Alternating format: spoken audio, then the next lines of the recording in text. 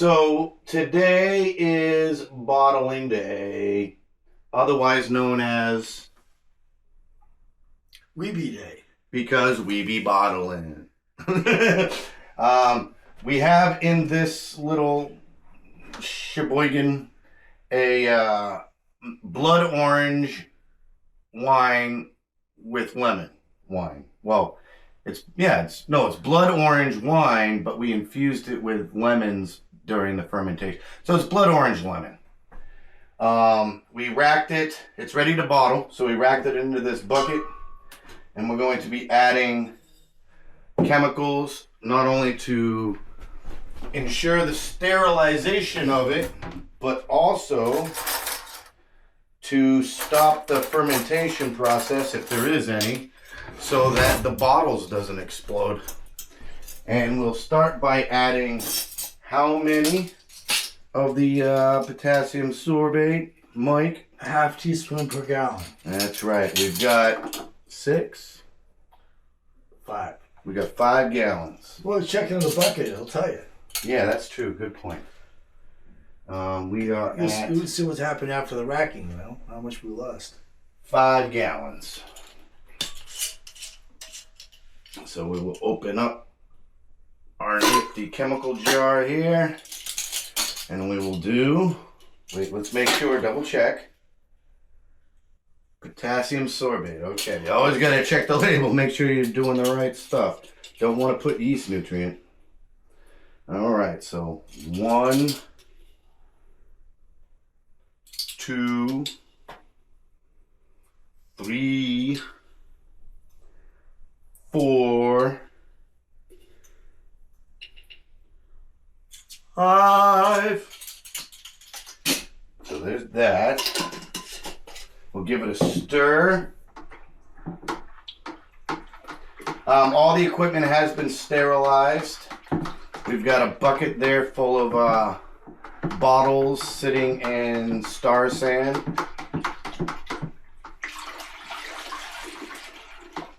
This paddle is sterile. And the siphon and the bottler, the bottling adapter is sterile. We got 1, 2, 3, 4, 5 tabs of acid. No? Oh, acid's good, man. It's the good stuff. It's the good. Actually, this would be more like ecstasy because it's like pills. All right, so we give it. These are the Camden tablets. So the potassium sorbate will pretty much help with the stopping of any fermentation. So if there's any yeast sediments still in there, floating around, and some sugars or whatever, it'll stop the fermentation process. So stabilize it. And the Camden tablets will kill off any wild yeasts and some bacteria and whatnot. So that way, it's kind of sterilizing it. So the potassium sorbate will end all fermentation. Put it on the floor. And the Camden tablets will kill off any wild yeasts. So it makes it safe.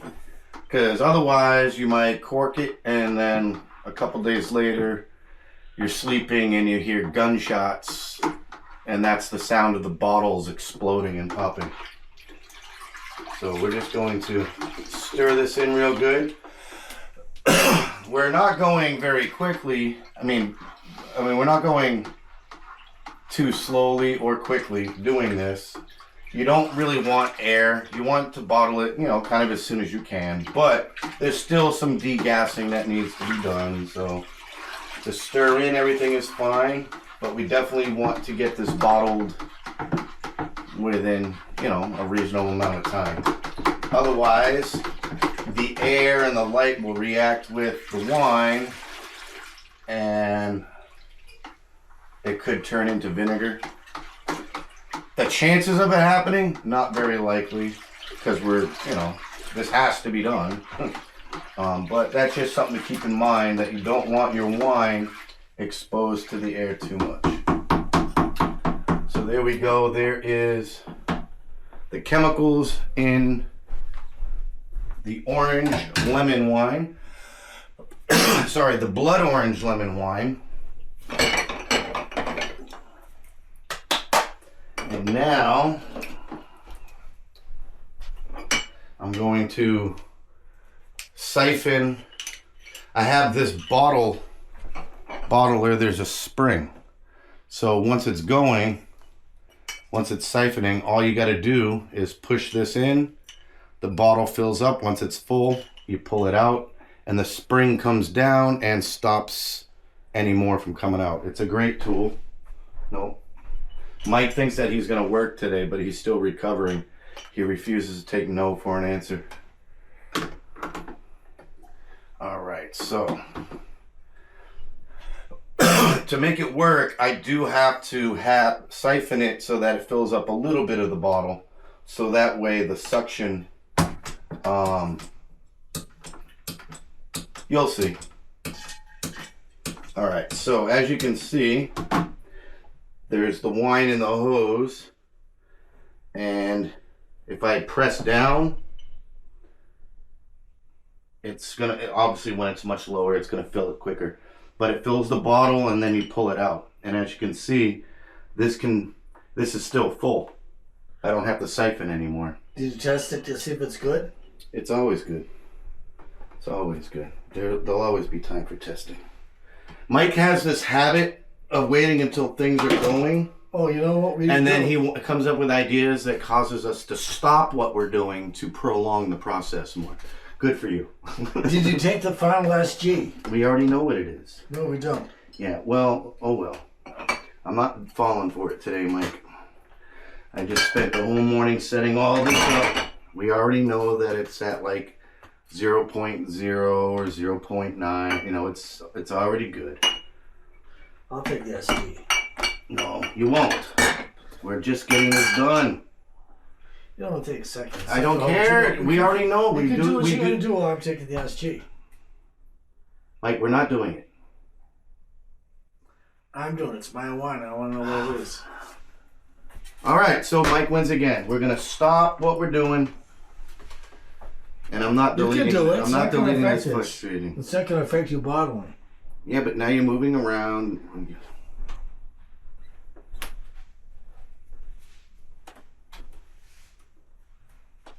What you do with the one that was over there? It's put away.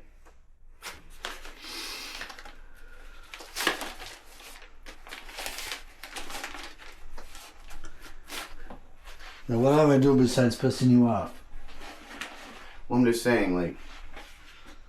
Well, why don't you tell them what we're doing this for? It's just prolonging it. We already know it. We do this all the time. We know what the average is. What's the purpose of this? Aren't you going to explain it? You can explain everything else. Now I'm not in the mood. They're not learning how to make wine. They're just watching us do a bottling day. And I had everything set up, and now we got to stop so that you can do stuff.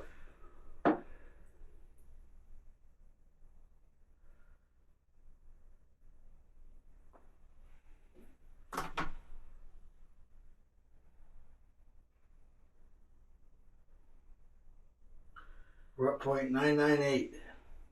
Which I said we already know it's going to be at 0.9. So that was a good 2 minutes just to validate the already known assumption. 0.998.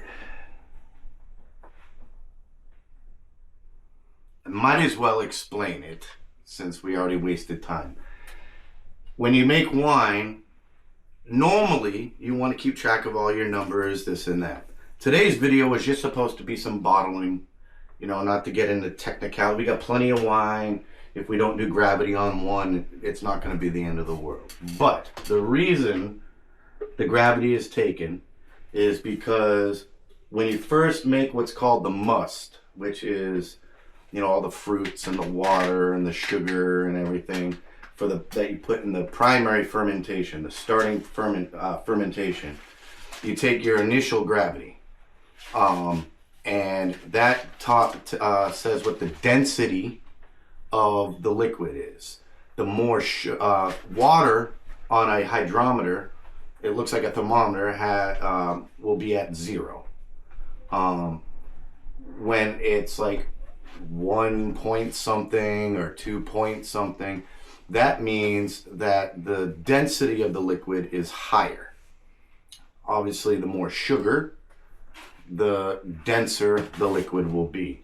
And depending on the density of the water, or your must, really, you can calculate what the potential alcohol per volume will be.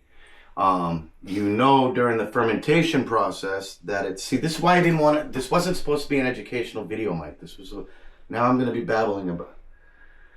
When you'll know that your fermentation's done when depending on whether you're going for a semi-sweet or a dry wine, you take another gravity reading. If it's at 0, you're pretty much done. There's no more sugars for the yeast to go through. There's no more sugars for the yeast to digest.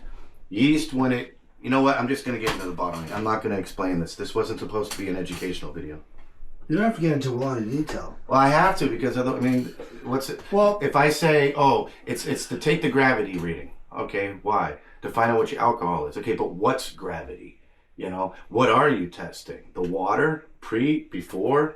How do you, when I say, you're done, when I say, you may be done at a semi-sweet. Maybe you want a naturally semi-sweet wine. Well, what does semi-sweet mean? That means that there's still some sugars in there. What does dry mean? You see what I'm saying? For each phrase, I can't just say a phrase and people aren't going to know. So if I'm going to be saying things, then I have to explain what it is I'm saying. If you haven't noticed, we're good friends. We get into these little spits from time to time. And 99.9% with the final reading, it's my fault. We'll be able to use the initial reading and the final reading. That tells us approximately what the final alcohol percentage is. I get that, but what I'm saying is they don't know that. No, we know this, but they don't. So, reading of what? Are we checking the temperature? No, the hydrometer, yes. But that's what I'm getting at. Like, we're taking a reading, and it looks like a thermometer. So if we say, we take the initial and the final reading to let us know how much alcohol. They don't know. A reading of what? It looks like a thermometer. They checking the temperature? No, then we have to explain we're testing the gravity. Okay, but they don't know what gravity is. So then we got to explain what gravity is. But I do get it. I get it. In his defense, out of the two of us, he's usually the stickler for the stuff, which is what you're supposed to do. 99.9% of the time, you should be taking your gravities and readings.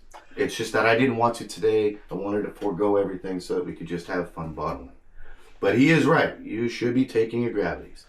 But when you do this enough, as my guess was, it was going to be 0.9, somewhere around there, under 0, meaning there's no more yeast, no more sugars. And sure enough, it was 0.9.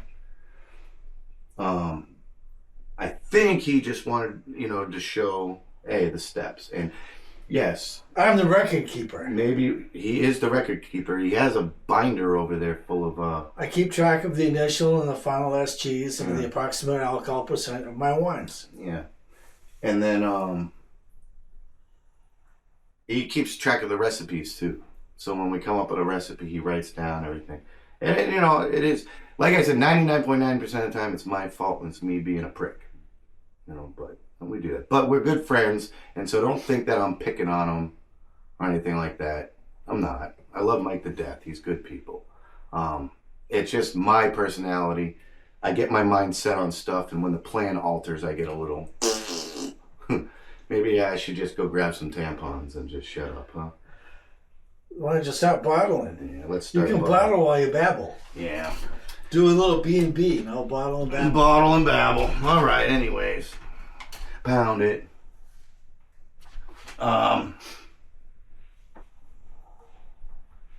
So this is a floor corker. A lot of people that have these, they'll be screwed into the ground. There's little holes so that way it doesn't wobble. And normally one of us will be doing the bottling and one of us will be doing the corking. But he's recovering, and he could technically do the filling, but it does require leaning forward and reaching down repeatedly. And since he's recovering from a surgery, I just figure I'll just do it. It was supposed to be quicker, but we're already 5-10 minutes into this. Oh yeah, the other thing I want to do too is when you get the corks, I filled up this squirt bottle, spray bottle with sanitizer, and you just give the corks a little bit of a spray, so that, you know, they're sterile with the sanitizer, the Star San. These are these 9s? 9s. You have different grades of corks. These are number 9 corks, which they're denser. And you can have a bottle of wine that's corked with a number 9 last for a few years before the cork will degrade, things like that. But anyway, so we're all good to go. Here's the floor corker. What it'll be is put a cork in the top. We fill up a bottle. Why don't we start with the one we already started with?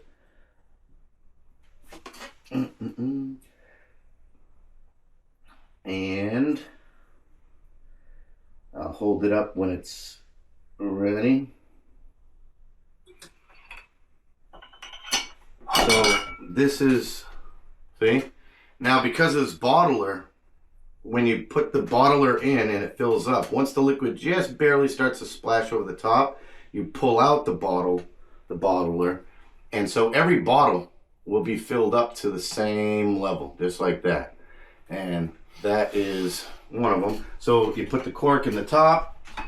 We have this cloth here because the bottles are in the buckets and some wine gets down there.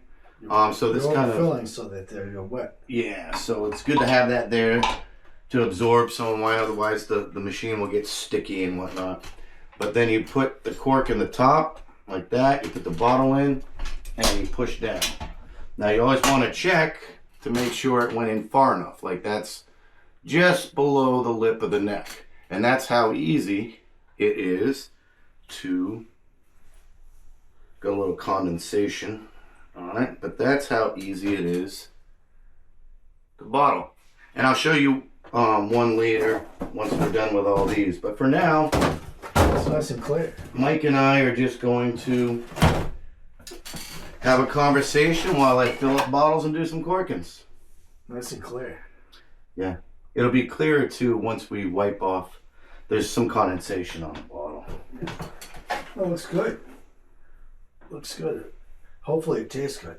Why don't you tell them about the wine itself, like what your idea was, what your thoughts. If I remember at first you didn't really like it and now you're like okay with it. Why did that happen? You know. Well, the initial concept came from my barber. He said, "Why don't you try making a blood orange lemon wine?" He says, I hear it's really good." He said, "The guy I buy my wine from," he said, he gets in a shipment of blood orange lemon.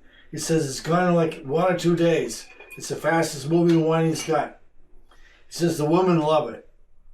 He says you ought to try making some someday. You know, well, someday came like real quickly, and so I decided I'd try to make some. So, am I gonna buy blood oranges and squeeze them, and lemons and squeeze them, and use the juice, and make a wine with that, or am I gonna buy a vintner's must? I used a vintner's must for the blood orange, and I used fresh lemons for the lemon. I used 13 lemons, squeezed them out, and it gave me about 2 cups worth of lemon juice, fresh lemon juice, that I added to the must. And that's a lot of lemon. Lemon's pretty strong. So I was afraid of the lemon overpowering the blood orange flavor. And when I first started making it, we first gave it a little taste test. It was tasting very lemony. And my initial concern seemed like it was going to be what was really happening. It would be too lemony. But in time it fermented and went through the fermentation process, and we cleared it out with time. We didn't use a clearing mechanism. And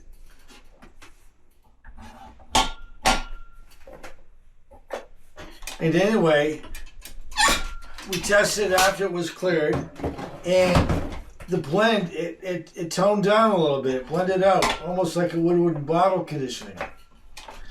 Well, it was sitting in the carboy. So it tastes pretty good. So then we said, okay, let's bottle it. It's good enough to bottle. Let's bottle it. And so the guy here is bottling it, and he refuses to let me help, like I usually do. He does, but he's recovering from surgery, so I'm being stubborn. I don't want to get into details, but he had surgery. I had hernia surgery. Yeah, right here. And so leaning forward. So bending over isn't good. Yeah, so I'm looking out for him. Don't let him fool you. I know I came across as a prick earlier, and he's calling me a prick still, but I'm actually looking out for him. I don't want him to rupture anything. By the way, with to add on to the wine story,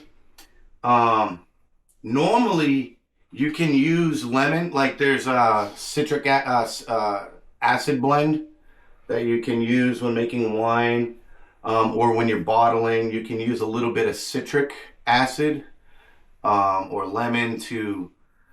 a dry wine is a wine where there's no sweetness. All the sugars have been fermented. So if you're making fruit wine, unlike with regular grape wine, like if you're making like peach or strawberry or orange, for instance, once all the sugars have been digested by the yeast, that's called dry. There's no sweetness, and you can kind of taste the fruit, like the way you would picture it in your mind that an orange would taste. It's kind of there, but it's just not sweet.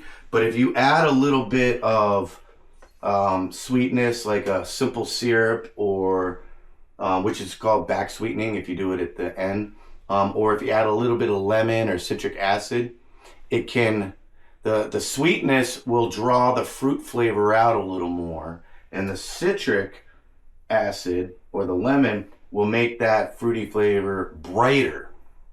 So I knew that his idea of doing orange and lemon, both citrus, would be good. I think his initial goal was just to have the blood orange with a hint of lemon, but the lemon more drawing out and brightening up that orange flavor. And so when he said it overpowered, I know what he means. It was more lemony than what he was aiming for. I liked it though. I mean, as an orange lemon wine, the wine in and of itself is delicious. It's just not quite what he was shooting for initially. And the lemon did overpower it. Now the lemon is still, I wouldn't say strong, still, it's blended in nicely. Like it still pops with lemon, but it is more balanced out than it was before. But it definitely is orange with definite lemon tones to it. And in and of itself, it's a great wine. But if the goal, which he was originally doing, which was blood orange with a hint of lemon, well, this is not that. But accidents tend to make good stuff. I do know that he plans on making more blood orange and lemon wine. I had two ways to do it. The other way I could do it is I could use a vintner's must for the lemon wine this as well. And so I'm going to do that. I'm going to do a batch of that too. I'm going to make a vintner's must blood orange and a vintner's must lemon separately. So basically, and then I'll two separate wines, orange and lemon. I'll blend them. And then at the end for bottling, kind of like mix them a bit, for the right thing. So I don't think he's going to do this. And I'll let that bottle condition into its flavor. But notwithstanding, or whatever the phrase is, this particular wine, although didn't go quite as planned, in and of itself is a great wine. I describe it as literally summer in a bottle. Like you take a sip, and it has like an old timey, kind of like a 1930s, 1940s kind of vibe to the flavor. It's but it's absolutely delicious. You kind of like the flavor now, right? Did you put the cork in? Oh yeah, you kind of like the flavor now, right? Yeah, the flavor's good now. The first test, I hadn't blended enough, and I didn't know it was going to blend as much as it did in as short a time as it did. And so now I see it's going to be a beautiful wine. And that's what wine does. Time is wine's best friend. When it comes to clarifying wine, you can use stuff like cheetah sand, ketasol, bentonite, things to make the wine clear. But sometimes it can strip a little bit of the flavor, or it rushes it. But if you can, you just let the wine sit in the carboys and just let time and gravity naturally let all the particles kind of filter and settle down to the bottom. It's called clarifying it. It takes longer, but it works. And the longer the wine sits there, aging, the more the different flavors and elements of the wine kind of meld and become more developed. So it doesn't hurt to just use time to do it. There was a reason I was going to bring that up. God forbid. God forbid. Time. Oh well. But yeah, that's what it's all about. Oh yeah. And you're thinking, well, why don't you just keep the wine in oak caskets or glass carboys, the whole time? Well, no, because eventually you're not gonna. Every time you take that off, you're allowing air in. So you do want to portion the wine off, into individual bottles. But also, once they're in the bottles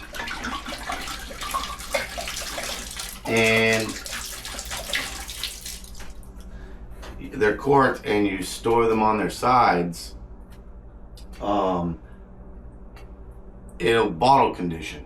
And it just helps age, blend, and meld all the flavors together.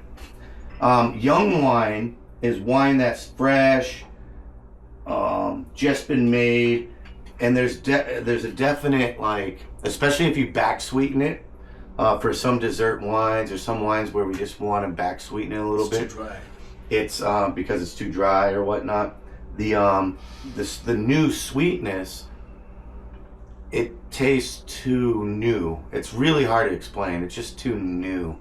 But once it's conditions in the bottle for a few months, a year or so,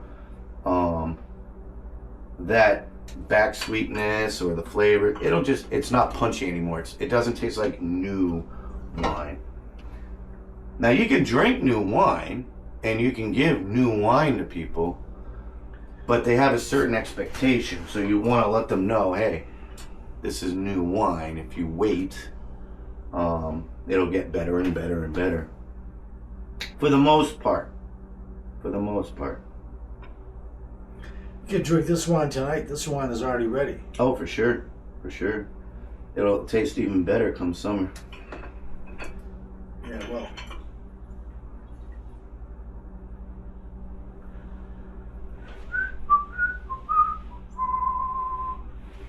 Doing 5 at a time.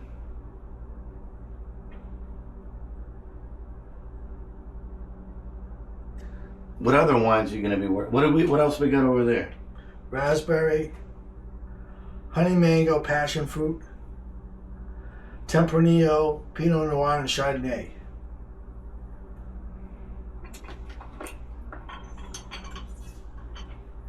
And what do you got planned? I've got planned Revolution, Intrigue, Revolution is a Concord grape wine. Intrigue is a cranberry grape wine. No, yeah, cranberry. Did I say cranberry grape wine? I meant cranberry wine. Cha. Cha. Oh yeah. We got to do a batch of black tea wine. AKA cha. Yep. And what is it? Sasha Manesh? Ibimi. Oh yeah. So I'll show you real quick. Here in the freezer, we got 50 million bags of cranberries. It looks so cool when you're making cranberry wine. The viscosity is very weird. It's almost like blood. And it's this bright red color. But yeah, cranberry wine is really good. Especially when you backsweeten it. If you backsweeten it a lot, like you make it a dessert wine, it's like drinking candy. And that's usually the Intrigue, right? The one that we backsweeten pretty good. I don't want to backsweeten much at all. What's the first one we did was Intrigue. Intrigue, yeah. And we went a little heavy on it. But I've made that two or three times already. Yeah. And I'm making another batch, which will be good in 2 years, which will be nice.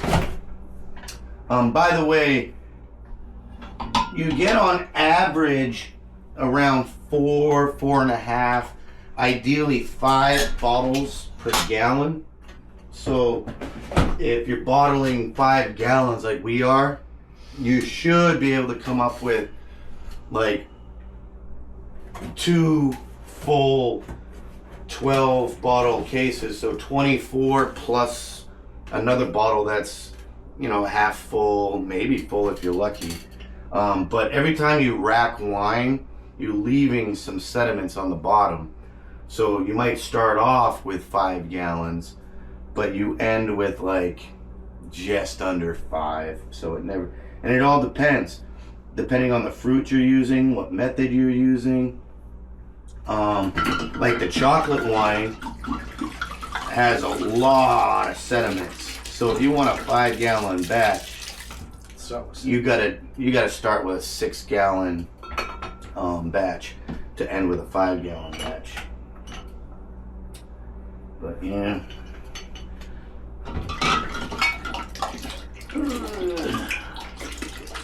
By the way, it's okay. You'll see that there's bubbles. It's not soap, it's Star Sand.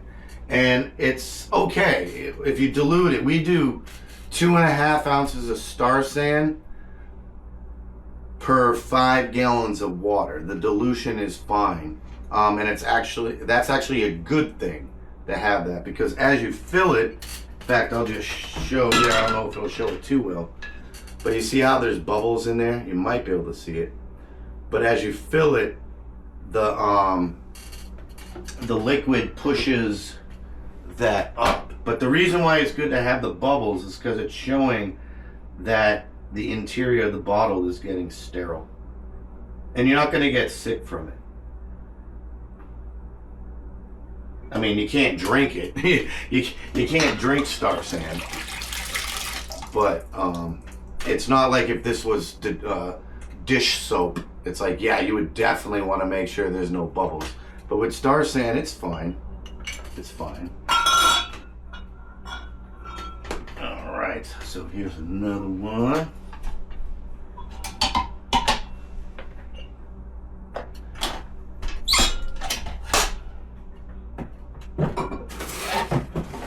We'll have enough afterwards to taste it too, because there's always one bottle that doesn't get, you know, completely full.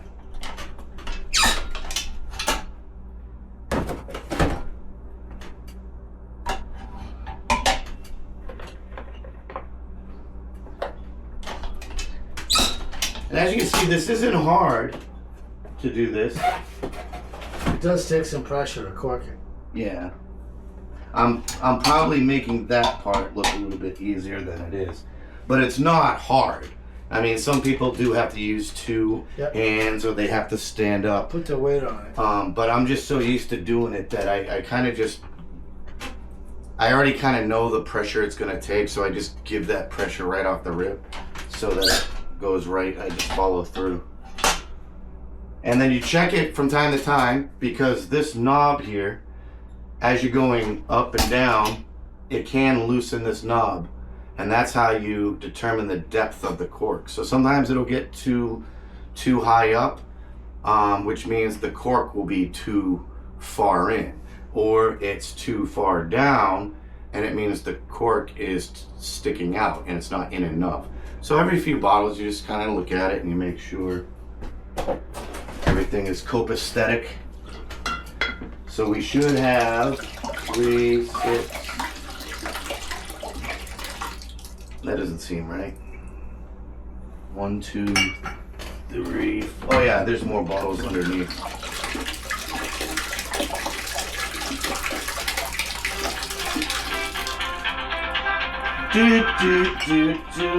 Mr. Popularity over there. Ooh.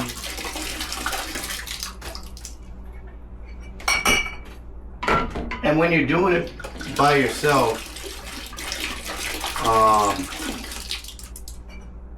it is easy to just fill up all 5, like fill up a few bottles, then put the cork in. When you're doing it with someone else, like normally either he or I will be filling and the other person will be corking. The corking is quicker, so we usually put the bucket in between the two of us, so that way, like with this, if I was corking, as he goes to the next bottle, like I'm doing right now, I would grab this bottle and I would do the corking of it while he's filling up more bottles. So there's some efficiency. We can do usually a couple 5-gallon batches in less than a half hour. Not at first though. The first time we did it took quite a while. You texting one of your fans, Mike? No. My sister was asking about my other sister. Did you get that call that you were expecting? But yeah, after this batch right here, I think we just have one more batch. And then the bottling will be over and we will take a samplage.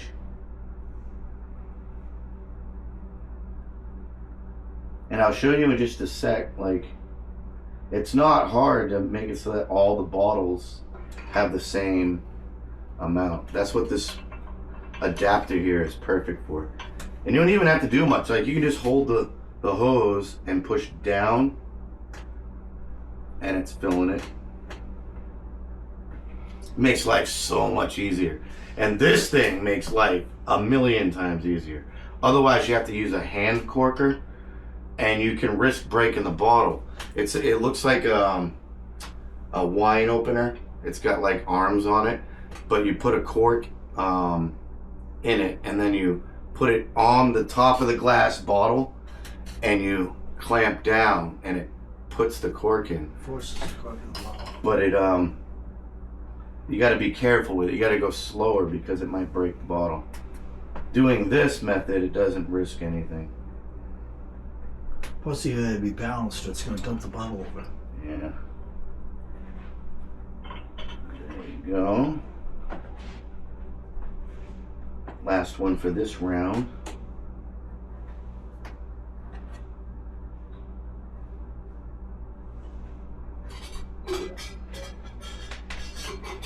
Making some coffee. It's 3 o'clock. I'm warming it up.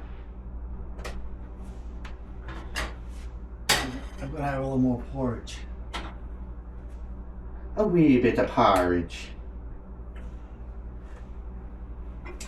I put them right there. For what? Your porridge. Oh. I have to pour a little more wine, a little more coffee. Oh, that kind of porridge. Ugh. So, I just did 5 bottles, but as you can see, the levels are exactly the same. It's not hard. Believe me, it's not hard because even he can do it. The adapter displaces space. So you fill it until it just starts to spill over, and then when you pull the adapter out, the displacement's gone and it brings it down into the same level every time. I should probably put a cork in it. Ugh. That was easy, huh? That was a little too easy. And these floor corkers last a long time. Like, if you knew how many bottles of wine we've corked with this thing. You might have done about 80 cases. Yeah. So it's very reliable, very dependable. It's one of those inventions that just really doesn't fail. As long as every now and then you might have to clean it, grease it. The spring can get stuck here and there, but it's an easy fix. In fact, that's built into the design of it. If the spring that's underneath here, if it gets stuck down there, there's actually a little lever that you can push, and it just pops it right back up. So it's a quick little fix. All right. I remember the day I got the cork and you thought you died and went to heaven. Yeah. We went to get like potassium sorbate or something. It was pectic enzyme. Pectic enzyme. And I had bought him initially a starter kit for making wine, basic tools. I got him this tub and, the basics. And we go there to get some pectic enzyme. And we leave with like 3 or 4 carboys, the floor corker. He went all out. Bungs and airlocks. Bungs, airlocks. 1 gallons too, right? I think. Yeah, I got 1 gallons. And one of them came with a carboy carrier. The metal. Yeah. The lip on it. I got 2 6-gallon carboys.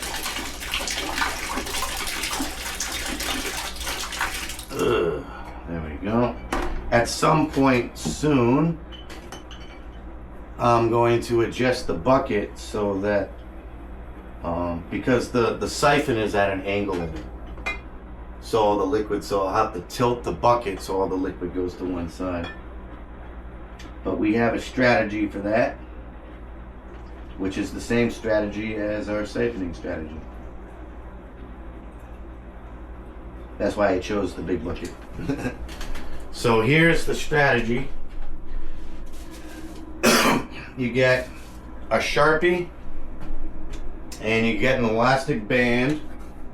There is little handle tabs for the bucket. What you do is tilt the bucket forward.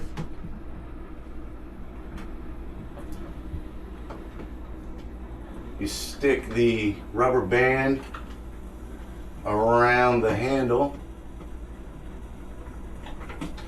and then use the Sharpie to hold that rubber band in place. Therefore the siphon stays where it needs to, and then you just kind of prop the bucket up like that. Yeah, there you go. Because I broke the suction, I will have to give it a little bit of a pump.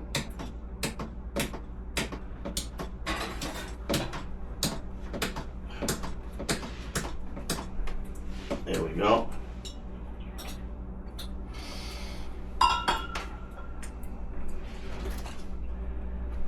A little awkward. Ugh.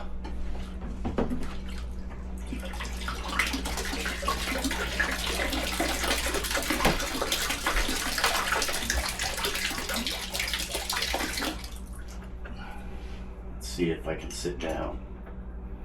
Yep, I can sit down. All right. So that will just stay like that, and since the bucket's at an angle and the siphon is held in place, it means now I can continue with bottling without it. Usually Elvis is holding the bucket so it doesn't dump. Yeah.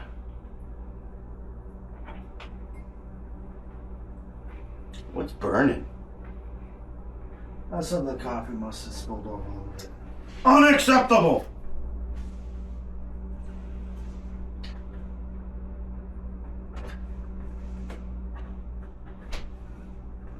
Alright, so we do have this one as a full bottle, but I have a feeling that the next one...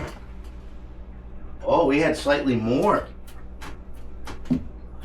We had slightly more, Mike. We got 2 full cases plus.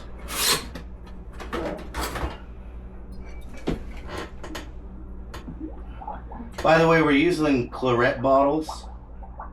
Claret bottles have like an indent on the bottom. It's a little fancier. Yeah, and there's purposes for it. Like some types of wine. Yeah, see, so we had 2 full cases plus a little bit, plus a sample, which we will be partaking in. So let's get these in here.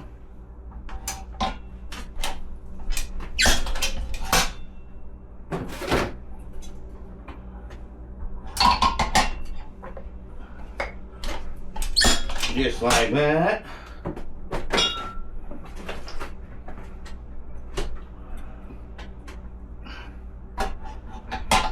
Well, maybe it's not 2 full cases. No, it has to be. Because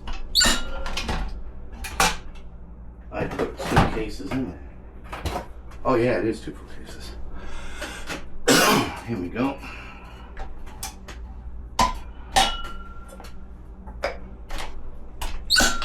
Bam, there's the last one. So now, there's a, if you pass me the funnel. Which one? There's a couple of them here. Just a small one.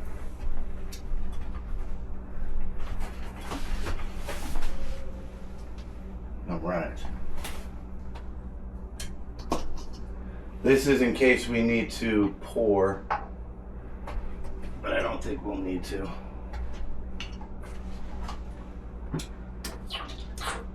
There is, on the bottom of the siphon, there's a little cap. And that goes on the bottom of the siphon to prevent any sediments from going up into it. But if you remove it,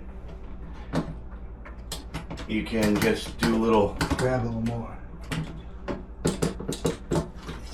There we go.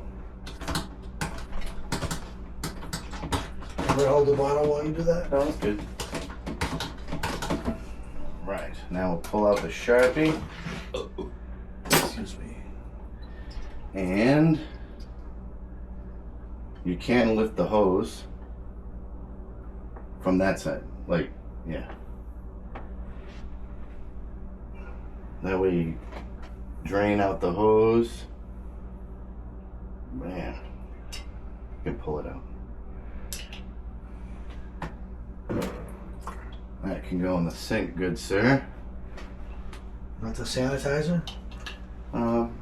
Yeah, but we just have to remember to put it away. And then just pour the rest right in there. Bam. All right. You want to get yourself a little shot glass?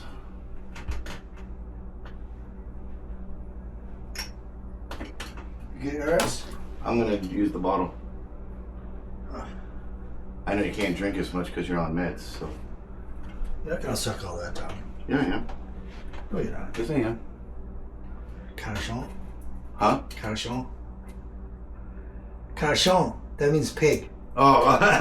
It's French for I was pig. like, can I show him? This, Say when. we're having wine, so French Say for when. pig. Carchon.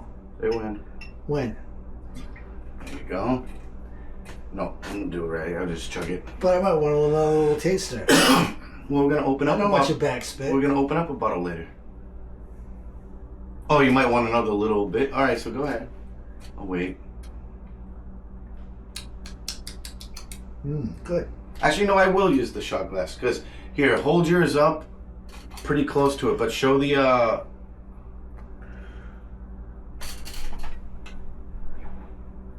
there's a silhouette of them there. We each have our own little. This is the Num Nums. That's his shot glass, and mine's a little hard to see because it's a smaller picture, but it's a pirate ship on the open seas. We have our own little tasting glasses that we designed ourselves. This is blending nice. Yeah, I love it. I love it. It's like you say, it's summer in a bottle. Summer in a bottle. Even though you can't tell right now, but there's snow out there. It was below 0 this morning. But you know what I mean by that old-timey. Oh yeah, it's got a nice flavor. You get both flavors, you get the blend. Yeah. So it worked out okay. The lemon's balanced in it now. Chilled in a chilled glass on a hot summer day by the lake. This one would be so good. This and tea. And it's not as acidic as I thought it would be. Now, bear in mind, citrus wines are usually very hard to do. It's hard to get them kick-started, especially lemon wine. But you can use alternate methods for citric ones. Like, you can use, this is by Vintner's Best. This is the a lemon one. Because citrus is so acidic, yeast can have a hard time. But these are specifically designed to be, like, they're guaranteed. Like, you can use this stuff and you can throw the yeast in, you're 100% guaranteed to be able, it's going to work. As for ingredients from this, they put it's all real stuff, but they put the sweetening, so you don't have to add sugar. Like, if you look down there, there's several bags of sugar. When we use whole fruit, for a 5-gallon batch, generally we use about 10 pounds of sugar. This is the fruit concentrate. So this is apple and lemon juice, and they already put a sweetener in it, which is the fermentable corn syrup. There's citric acid. When you use whole fruit yourself, you're also putting in, like, acid blend, yeast nutrient, Camden tablets. You're putting some other chemicals in. With this, you don't need to sterilize it or anything. You don't have to put tannin. You can if you want, but you just pour this in, fill it up to the 5-gallon mark, make sure it's all stirred in nicely, add your yeast, and you got it. So if you're going to be making a citrus wine, we strongly recommend that you go this route so that you don't have any complications. So for the lemon wine, definitely use Vintner's Best instead of real full whole lemons, because you might waste it. You need at least like 5 to 10 pounds of fruit per gallon. So you're doing a 5-gallon batch, that's a minimum of like 25 pounds of lemons. And if you can't get it kick-started, well, you just wasted all that. But you won't waste it with that. So, wait, last little... No, I'll try it a little more.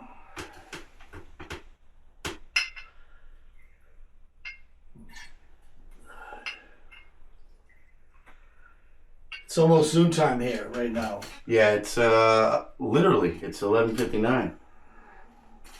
Cheers, Nostrovia. Trying to get me pulling it before noon.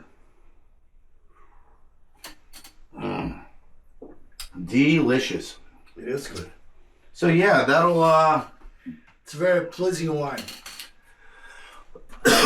that'll do it for this video. We'll see you on the next one. Next one we're gonna bottle raspberry. Raspberry? Raspberry. Razzle bedazzles? Razzle bedazzles. Is that over there? 5 No, gallons. blackberry's over there. I thought it was razzles. Is it razzle? Yes. It is. It's razzle bedazzles. Over there right now, there is peach, a certain type of peach, raspberry, mango. I guess it's a honey mango. Honey mango papaya. And there's papaya in it? Yeah. All right. There's a Chardonnay, Pinot Noir, Tempranillo. Tempranillo. And chocolate there. Chocolate there. There's some dragon fruit wine that we made, but last year. We're last year. But we're going to distill that and make when you distill fruit wine. Well, when you distill fruit-based alcohol beverages like wine or whatever, and you make hard liquor out of it by distilling it, it's called brandy. So, but when he had this idea of using dragon fruit, and we made a wine out of it, but it's neutral. Like, there is no flavor. It's not bad. Like, it doesn't taste like fermented sugar water or something. It's just a neutral. When you taste it, you can feel wine, and there's definitely some alcohol, but there's really no flavor. No flavor, no color. Yeah, no flavor, no real color. So I was thinking, well, if we distill it, it'll be the equivalent of like a neutral alcohol because there's really not much flavor. Now, once we distill it, it might have a little more flavor, but I doubt it. But if we distill it and make a mock neutral alcohol, and then we infuse it with like juniper berries and the other stuff that you use for flavoring gin, cardamom to flavored gin, then that means we can turn this into dragon fruit gin. And we'll do that at some point, maybe do a video. But for now, that'll do it, and we'll see you on the next one.